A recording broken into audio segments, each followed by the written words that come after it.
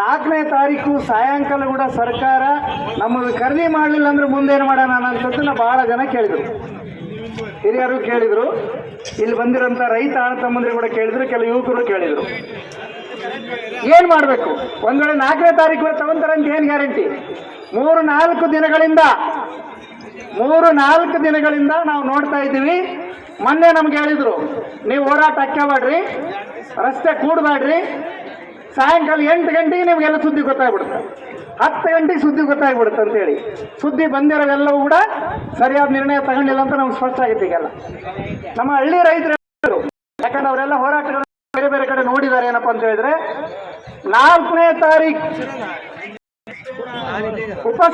ಸಭೆಯಲ್ಲಿ, ಸಚಿವ ಸಂಪುಟದ ಉಪಸಮಿತಿಯ ಸಭೆಯಲ್ಲಿ ನಮಗೆ ಅನುಕೂಲವಾಗಿರ್ತಕ್ಕಂಥ ಜೋಳ ಖರೀದಿ ಮಾಡ್ತಕ್ಕಂಥ ತೀರ್ಮಾನ ತಗೊಳ್ಳದೇ ಇದ್ರೆ ಏನ್ ಮಾಡ್ಬೇಕನ್ನೋದಕ್ಕೆ ಒಬ್ಬ ರೈತ ಯುವಕ ಹೇಳ್ತಾ ಇದ್ದ, ಟೊಮಾಟೊ ಹಣ್ಣು ಹೆಂಗೆ ನಾವು ರೋಡಿಗೆ ಸುರಿದು ಹೋರಾಟ ಮಾಡ್ತೀವಿ, ನಾವು ಗೆದ್ದತಕ್ಕಂಥ ಈಗಾಗಲೇ ಹಚ್ಚಿರ್ತಕ್ಕಂಥ ಹುಳ ಇಳಿದವ ಆ ಎಲ್ಲ ನಮ್ಮ ಜೋಳಗಳನ್ನ ರಸ್ತೆಗೆ ಹಾಕಿ ನಾವು ಹೋರಾಟ ಮಾಡ್ತೀವಿ, ಇಲ್ಲೆಲ್ಲ ನಿಂತ್ಕೊಂಡು ಎಲ್ಲರೂ ಕೂಡ್ತೀವಿ ಅಂತ ಹೇಳಿ.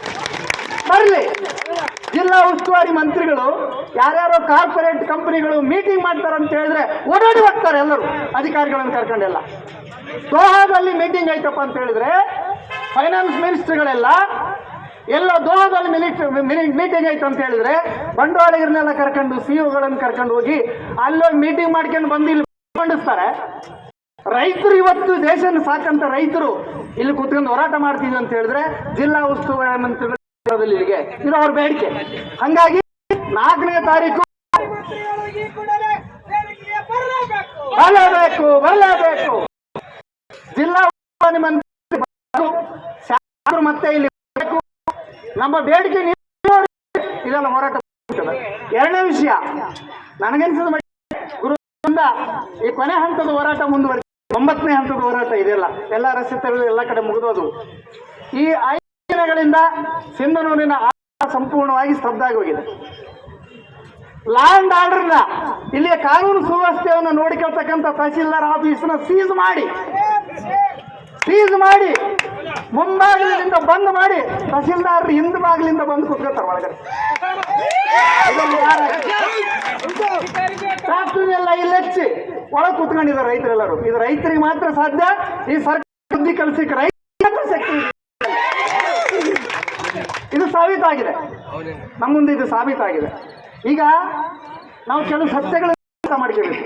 ಏನಪ್ಪ ಅಂತ ಹೇಳಿದ್ರೆ, ಈಗ ಬೇರೆ ಸಂಘಟನೆಗಳೆಲ್ಲ ನಾವು ಬೆಂಬಲಕ್ಕೆ ಬಂದಿದ್ದೀವಿ, ರಾಜಕೀಯ ಮುಖಂಡ ಎಲ್ಲರೂ ಕೂಡ ಒಂದು ಮನೆ ಅಂತ ಹೇಳಿದ್ರೆ ವ್ಯಕ್ತಿಗತವಾಗಿ ಪಕ್ಷದ ಮುಖಂಡ ಸಹಿತವಾಗಿ ಇದು ಬೇಡಿಕೆ ಬಹಳಷ್ಟು ನಮ್ಮ ಜೊತೆಗೆ ಬಂದು ಮಲ್ಲಿಕಾರ್ಜುನ್ ಗೌಡ ಮಾಡಿದ್ರು. ಎಲ್ಲ ಸಮಸ್ಯೆ ಬರೋದು ಯಾವ ಅಂತ ಹೇಳಿದ್ರೆ ಅವರೆಲ್ಲರೂ ಅವರ ಪಕ್ಷಗಳು ತೆಗೆದುಕೊಳ್ಳುವ ನಿರ್ಣಯಗಳು ಪಾಲಿಸಿ ಮ್ಯಾಟರ್ ಬಂದಾಗ ಮಾತ್ರ ಇನ್ನೂ ನಿಂದಿರ್ಬೇಕು ಅವರೆಲ್ಲರೂ.